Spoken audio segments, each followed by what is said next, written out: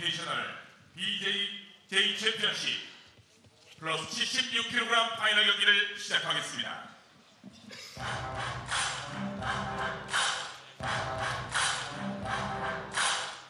Well, so far this has been a bit of a nutty final.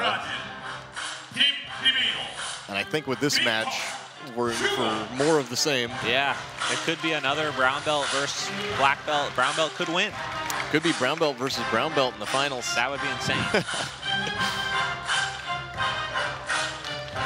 Now, a little bit of history of this fight. Kaynan has fought Victor 6 times.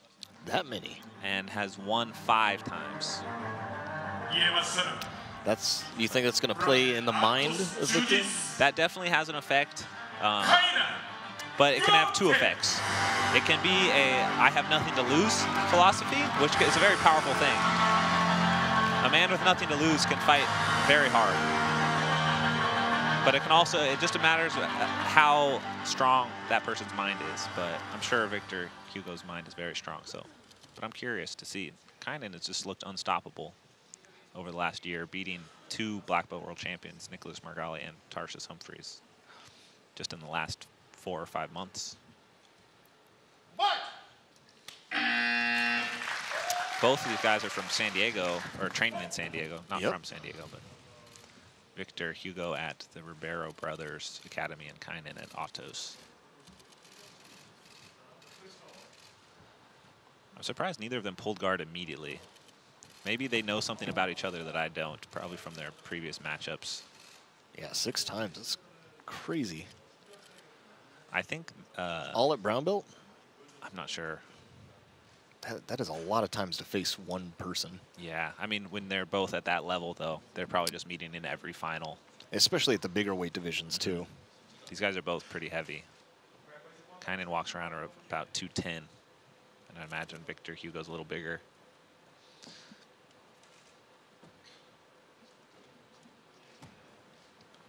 Well, makes the overhook cross lapel grip. But Victor gets his underhook back.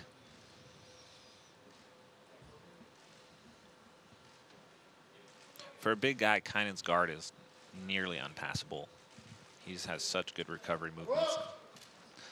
His pushing power is huge. Penalty probably for both guys, huh? Yep. So a little bit of stalling. They've been here for about 1 minute and 15 seconds. Yep. Yeah, one thing that's really interesting about both these guys, they're both huge, but they both move very, very well. They both have a lot of flexibility and dexterity in their legs, which you don't really see from bigger guys too much. But they're sort of at that like 1 step below huge level. Huge level. I don't know. Victor Hugo. Yeah, Victor Hugo's huge. Yeah, he's at the level, I think. He's like Hodger Gracie size. Yeah, he is really tall. Surprising. I think Hodger Gracie might be 6'5", though. Hodger Gracie's massive. Yeah, he's a big guy. But that same super lanky build.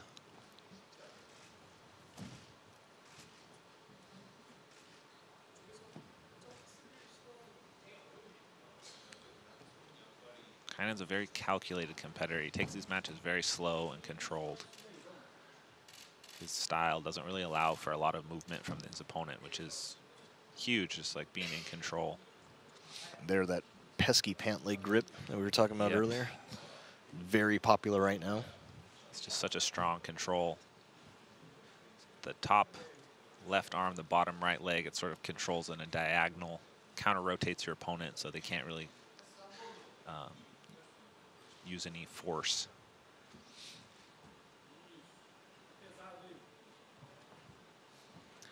Not really using a De La Hiva hook, though. There he's going back and forth to the shoulder, like you were saying before. In this position, you don't really want to put the De La Hiva hook because it kind of blocks, like it blocks your hand from being able to do stuff. And the same thing that we were seeing from Jonathan earlier. Just because the nature of jiu-jitsu pants, they ride up so close to the knee.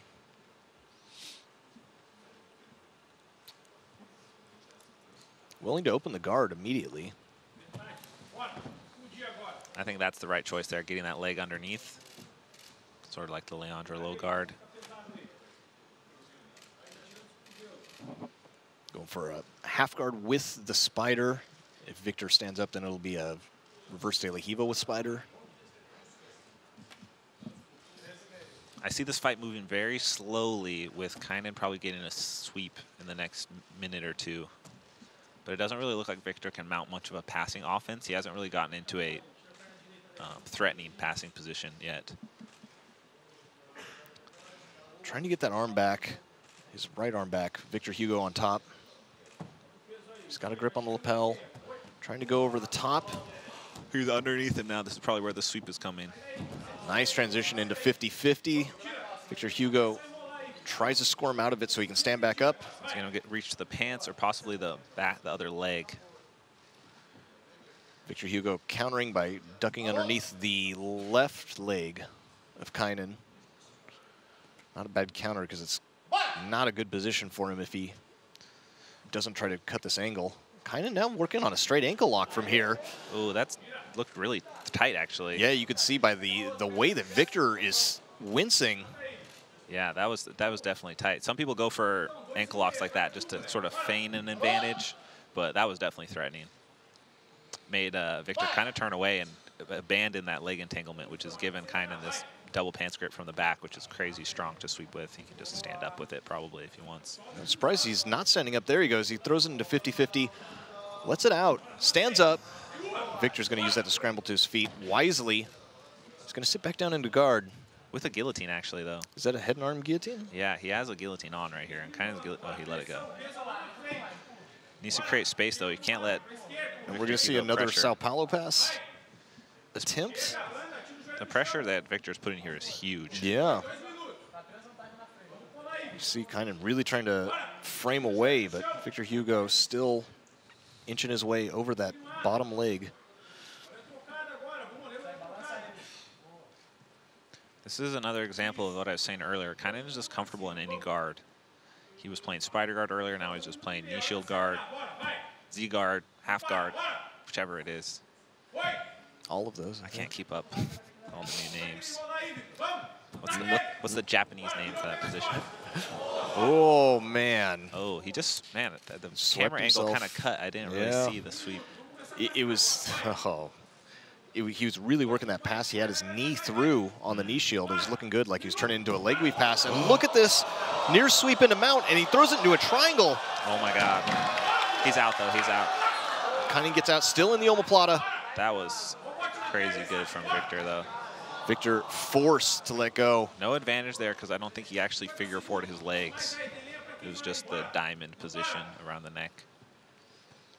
3 advantages to 0 with a 2-point lead for Kaynan right now, which means he has some cushioning here. He can get swept and still be okay. Yep, 30 seconds left to go. Not looking great for Victor. He's got to do something. He's in the He's got to do it which now. Probably isn't his strongest position. He's almost forced to give the back here to try and do anything. Now making that underhook on the far side. Look for Kaynan to, he's either going to go to crucifix, I think, or he's going to reverse hip escape and try to take the back. He's got him so stretched out here. He's just going to come up into a knee cut. It's pushed off to the side, but only 6 seconds left to go. Victor is going to make the sweep work, but he's down on advantage, so it's not going to matter. Nice scramble at the end, but just not enough. There's that cushion. Having that 2-point cushion is a lot. That's why I feel like advantages are a good aspect to the game. See Victor holding that ankle. That ankle lock was... Yeah, that was tight. Oh, yeah, and he is stepping gingerly on it. So we're going to see Kaynan versus Jonathan, correct? Was that the finals? That's going to be the absolute final. I wonder if Guy Mendez is going to allow that fight to happen. Are they obligated to do that? Yes, they are. Because I know the Mendez brothers don't like their lighter guys to fight heavier divisions too often.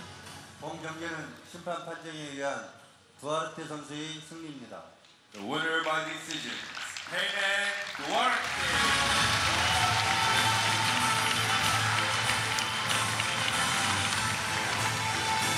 But before we see that absolute final, we are going to see a very special super fight. This was a big one. I almost forgot about it.